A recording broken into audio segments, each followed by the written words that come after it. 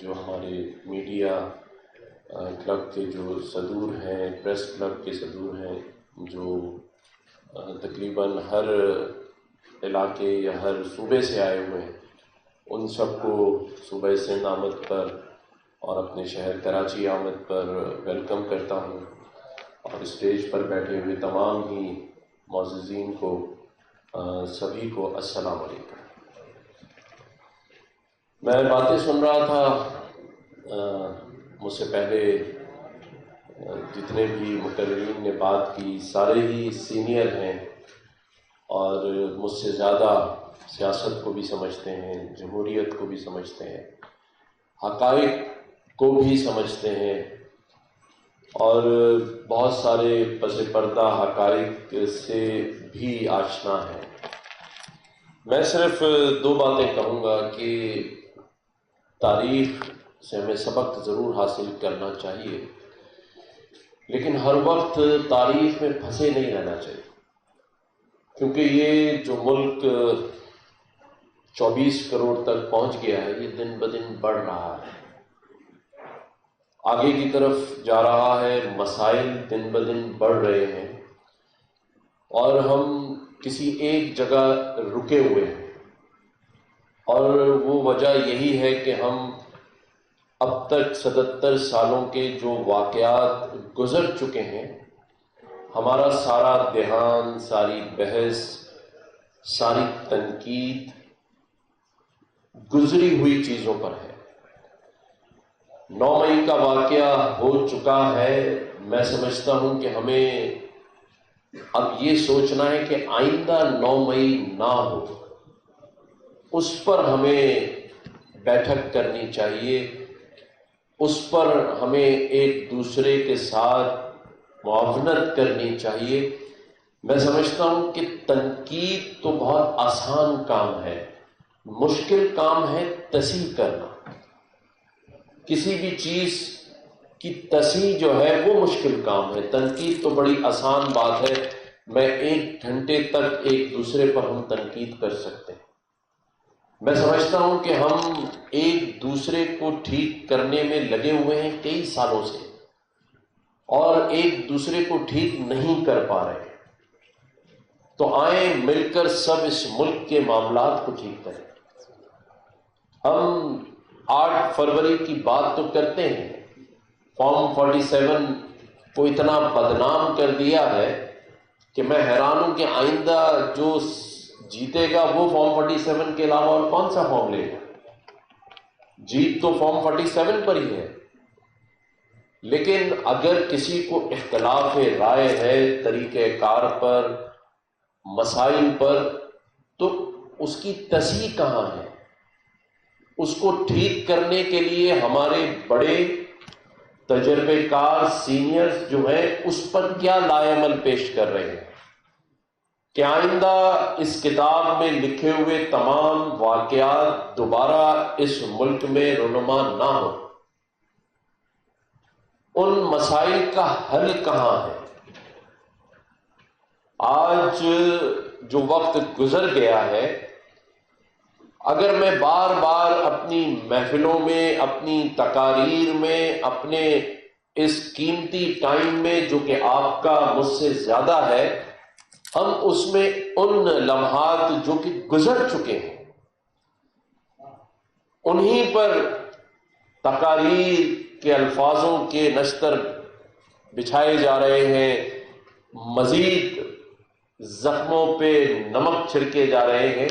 ہمیں مرہم کی ضرورت ہے، ہمیں ان مرہموں کی ضرورت ہے جو ہم نے اپنی قوم کو دیے ہیں زخم۔ کسی شاعر نے خوب کہا اسی ملک کے لیے کہ ایک عمر سے فریب سفر کھا رہے ہیں ہم، ایک عمر سے فریب سفر کھا رہے ہیں ہم، معلوم ہی نہیں کہ کدھر جا رہے ہیں۔ ہم تو جو جس کا دل چاہا وہیں سے شروع کیا اور اسی کا افسانہ اور فسانہ بنا دیا۔ بات یہ ہے کہ کیا میرا کام جو ہے میں وہ کر رہا ہوں یا نہیں؟ میرا یہ ماننا ہے کہ ہم اپنے حصے کا تو کام کر ہی نہیں رہے، ہم تو دوسرے کے کاموں پر تنقید کر رہے ہیں. ہم اس ملک کی سیاست اور جمہوریت پر تنقید کر رہے ہیں جس کا تلخ نام یہ ہے کہ اس میں ہمارا لینا دینا ہی کوئی نہیں. ہم ہمیشہ جمہوریت کی بات کرتے ہیں. جمہوریت اس ملک میں ایک فریب کا نام ہے. جس دن حقیقی جمہوریت آئے گی اس دن آمریت خود بخود ختم ہو جائے گی. بات یہ ہے کہ جس جمہوریت کا ہم افسانہ گا رہے ہیں وہ تو خود ایک بڑی آمریت ہے اس ملک. وہ کون سی سچائی پر مبنی جمہوریت ہے جس کے ہم گانے گا رہے ہیں؟ وہاں بھی تو فیصلے اکیلے ہی کیے جا رہے. ہم سب تو ایک مہرے کی صورت میں آگے بڑھتے ہیں. تو جب ہم سچائی پوری نہیں کہہ سکتے، ہم میں اتنی ہمت ہی نہیں ہے، تو پھر ہم ان افسانوں کو چھیڑ کیوں رہے؟ ہم بات کریں 24 کروڑ لوگوں کے مستقبل کی. ہم بات کریں آج ان 2 کروڑ بچوں کی جو کہ اسکول نہیں جا رہے. ہم بات کریں ان 3 کروڑ بچوں کی جو اسکول تو جا رہے ہیں لیکن صبح ناشتہ کیے بغیر جاتے. ہم بات کریں ان 17 کروڑ لوگوں کی جو صرف 35 سے 40 ہزار روپے ہی کماتے ہیں. ہم بات کریں اس ملک کے وسائل کی جو کہ کئی سالوں سے استعمال میں نہیں لائے جا رہے. ہم بات کریں عوام کے حقوق کی. ہم بات کریں آئین پر عمل داری کی، جو آئین بنے ہوئے ہیں اس پر عمل کی. کیونکہ ہم دھیان ہٹا سکتے ہیں. آج ٹی وی ٹاک شوز میں بیٹھ کے ہم صرف کیا کر رہے ہیں؟ ہم ایک دوسرے پر تنقید کر رہے ہیں اور اس کے بعد ڈرامہ ختم ہو جاتا ہے کیونکہ پھر خبرنامہ شروع ہو جاتا ہے. لیکن کوئی بیٹھ کر تصحیح کی بات نہیں کر رہا کہ ٹھیک کیسے ہوگا اور ٹھیک کون کرے گا. عوام آپ کی طرف دیکھ رہی ہے اور آپ ایک دوسرے کی طرف دیکھ رہے ہیں. جب تک ہم ایک دوسرے کو ٹھیک کرنا بند نہیں کریں گے، جب تک ہم تاریخ سے اگر سبق حاصل نہیں کر سکتے تو تاریخ کو بار بار دوہرا کس لیے رہے؟ کہاں ہے؟ کس نے بتایا کہ آئندہ 9 مئی نہ ہو؟ 9 مئی کیوں ہوا؟ 12 مئی کیوں ہوا؟ مظہر عباس صاحب نے کہا کہ سبھی پارٹیوں کو اٹھایا گیا تو ان میں ایک ایک واقعہ رونما ہوا. اگر اٹھائے نہ جاتے تو شاید واقعہ بھی رونما نہ. تو بات یہ ہے کہ یہ سب ماضی، یہ سب گزر چکا ہے. میں اپنے تمام سینئر سیاستدانوں سے، تجزیہ نگاروں سے، سینئر صحافیوں سے یہ کہوں گا کہ اب اپنی تقریر کے عنوان بدلیں. ہماری نئی نسل ہم سے اکتا گئی ہے. آج لوگ ٹی وی دیکھنا بھی پسند نہیں کرتے، سوشل میڈیا پر اس طرف راغب ہو رہے ہیں کیونکہ وہاں کہیں سچائی نظر آ رہی ہے. ڈیجیٹل میڈیا، کیونکہ ہم حقائق سے برعکس بات کرتے ہیں، اس کی وجوہات کوئی بھی ہو، لیکن ہمیں اب اپنے لوگوں کو ان کے مستقبل کے بارے میں بتانا ہے. جو آج گزر رہی ہے وہ ٹھیک کیسے ہوگی؟ ہم نے ایک کوشش کی. میں زبیر صاحب کا بہت شکریہ ادا کرتا ہوں. ہمارے گورنر رہے گی تو یہ بھی بہت بڑے دل کی بات ہوتی ہے. پاکستان میں ایسی تاریخ نہیں ملتی کہ کسی اور جماعت کا گورنر کسی اور سیاسی جماعت کے گورنر کی اتنا دل کھول کر تعریف کرے. لیکن حقائق یہ ہے کہ ہم نے کوشش کی کہ اس اسٹیٹس کو توڑا جائے. میں یہ نہیں کہتا کہ دعوے کسی اور کے تھے کہ گورنر ہاؤس میں یونیورسٹی بنے گی، لیکن ہم نے بنائی اور الحمدللہ بن گئی. آپ جو سب پورے ملک سے آئے ہوئے ہیں، میں آپ سب کو بھی دعوت دیتا ہوں کہ آپ آئیں، گورنر ہاؤس سے وزٹ کریں، دیکھیں. اور اس میں کوئی 1 روپیہ بھی حکومت کا نہیں ہے، ٹیکس پیئر کا نہیں ہے. ہم نے کوشش کی کہ جو ہاؤس نظریہ ضرورت کے تحت کھلتا تھا اسے ہم نظریہ خدمت کے تحت تبدیل کریں. اور نظریہ خدمت ہم نے سوچا اور اللہ تعالیٰ نے ہماری مدد کی.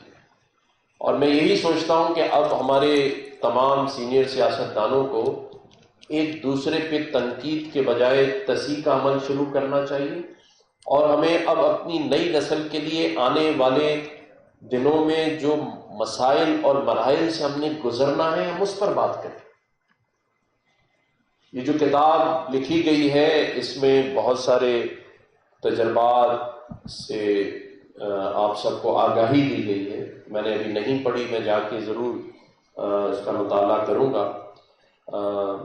جب بھی کوئی کتاب لکھی جاتی ہے تو اس کے مصنف مبارکباد کے مستحق ہوتے ہیں، کیونکہ ظاہر جرأت کا مظاہرہ ہوتا ہے کہ آپ کچھ سچائی اپنے الفاظوں سے ان کا چناؤ کر کے اس کی تحریر بنا رہے ہوتے ہیں.